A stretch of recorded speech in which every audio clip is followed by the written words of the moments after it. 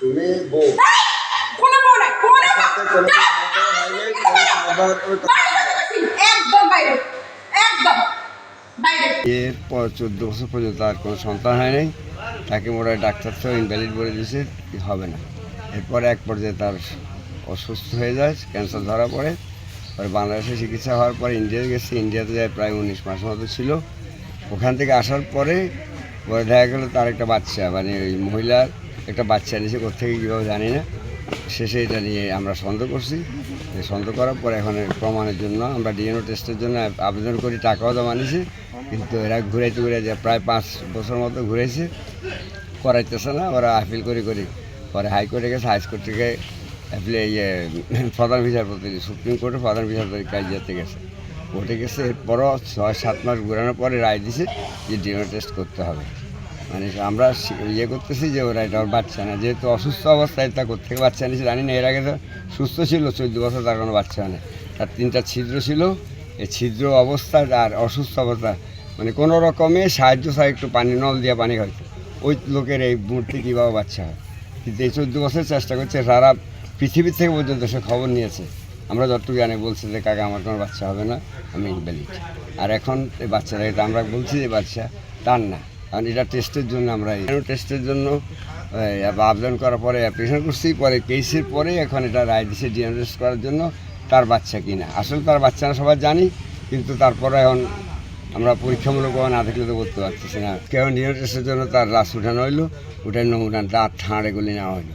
আমরা জানি আগে থেকে ওনার কোনো বাচ্চা কাচ্চা হবে না। উনি আগে একটা ওনার হানিয়া, আমাদের যেন বলা হয় এটা হানিয়া নাকি, ওনার একটা হানিয়া অপারেশন হয়েছে।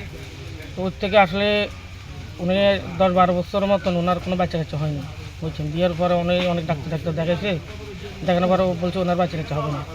এখন বাইরে কুয়েত থাকতো, কুয়েত থেকে আসে উনি, ওইখান থেকে অসুস্থ নিয়ে আসতে দেশে। ওনার আমার ভাবিও লগল ছিল ওনার সাথে। তো ডাক্তারের কাছে উনি ঢাকা, আমার মা আমরা সবাই মিলে ঢাকা দেখাইছি। দেখানোর পর ওনারা বলছে ওনার নাকি ক্যান্সারে, খাদ্যনালীতে ক্যান্সার ধরা পড়ছে। তখন ওনারা বলার পর আমরা ইন্ডিয়া চেন্নাইতে নিয়েছি। চেন্নাইতে নেওয়ার পরে 17 মাস ওইখানে ছিল উনি চিকিৎসাতে। এই 17 মাস অবস্থা আমার ভাবি ওইখানে ছিল, ওইটা হসপিটালে। এখন আমি জানি আমার ভাইয়ের 3টা অপারেশন হয়েছে, বুঝছেন। 2টো হয়েছে ইন্ডিয়াতে, একটা বাংলাদেশে হয়েছে। বাংলাদেশেরটা আমার ভাই শালা জুয়েল, সাইফুল ইসলাম জুয়েল, উনি নিজে করাইছে। উনি এই অপারেশনটা করার টাইমে আমাদের কারো জানা নাই, গোপনীয়ভাবে উনি হসপিটালে ডাক্তারের লগে সরকারি উনি এই অপারেশনটা করাইছে। আর এই বাচ্চা যে বলে আমাদের বা আমার ভাইয়ের, এটা আসলে কতটুকু সত্যি না আমরা এটার দাবি চাচ্ছি, এই বাচ্চাটা আমাদের কিনা, আমি এটা সঠিক বিচার চাচ্ছি। ওনার কোনো ছেলে মেয়ে হয়নি, বুঝছেন। খালি এখন তো এই বাচ্চাটা, এটা মেয়ে সন্তান। এখন এই মেয়ে সন্তানটা আমার ভাই বলে আমাদের বা আমার ভাইয়ের, কিন্তু আসলে এটা কতটুকু সত্যি এটা আমরা চাচ্ছি ডাক্তারি বিভাগে এটা ডিএনএ টেস্ট করা হোক।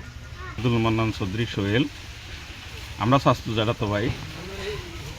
তো এর ছোটোবেলায় একটা হার্নিয়া অপারেশনের সময় ডাক্তার ওই অপারেশন করার সময় সম্ভবত এই যে বাচ্চা যে হয় ওটা কাটা গেছে আর কি, শুনছি আমরা যেটা।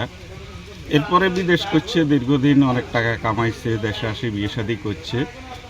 করার পরে আমার তো ছোটো ভাই, আমি যতটুকু মানুষের কাছে যতটুকু শুনছি আর কি, বিভিন্ন ডাক্তারের কাছে গেছে। ডাক্তার বলছে আর কখনো সে বাবা হইতে পারত না, এতটুকু আমরা জানি। এরপরে আবার বউ মিয়া কুয়েতে ছিল দীর্ঘদিন, মাঝে মাঝে আসতো। পরে শুনলাম যে সে সুস্থ, তার খাদ্যনালীতে ক্যান্সার ধরা পড়ে। ক্যান্সারের চিকিৎসালয় চেন্নাইতে ছিল দীর্ঘদিন, ওখানে অপারেশন হয়েছে, দেশেও আবার আনছে, বাড়িতে ছিল, ঢাকায় ছিল, এইভাবে। পরে ইন্ডিয়াতে গেছে, ইন্ডিয়া থেকে আসার পরে যাক আমরাও খুশি হয়েছি, যে কোনোভাবে আল্লাহ দিছে বা ওর একটা বাচ্চা হয়েছে, হওয়ার সম্ভাবনা ছিল, পরে বাচ্চাটা হয়েছে। এখন যেহেতু এখন আধুনিক যুগ, পরীক্ষা নিরীক্ষা করলে যদি বাচ্চা এদের হয় তাহলে তো আলহামদুলিল্লাহ, আর না হইলে তো আর এটা আইনিভাবে যাইব আর কি, আইনে যেটা বলে আর কি। আম্মা মারা গেছে, আব্বা তো আগেই মারা গেছে। সম্পদ নিয়ে এর ওয়াইফের সাথে আমরা শুনি আর কি যে মামলা মোকদ্দমা চলতেছে। সম্পদ তো অনেক সম্পদে কামাইছে, অনেক টাকা করছে, বা এলাকা তো হে দানবীর হিসাবে গরিব সহায় মানুষের দিকে খুব সহযোগিতা করছে। ডেইলি অন্তত দেশে থাকলে 20-50 হাজার টাকা ডেইলি তার মানুষের দান সজ্জা করতো আর কি।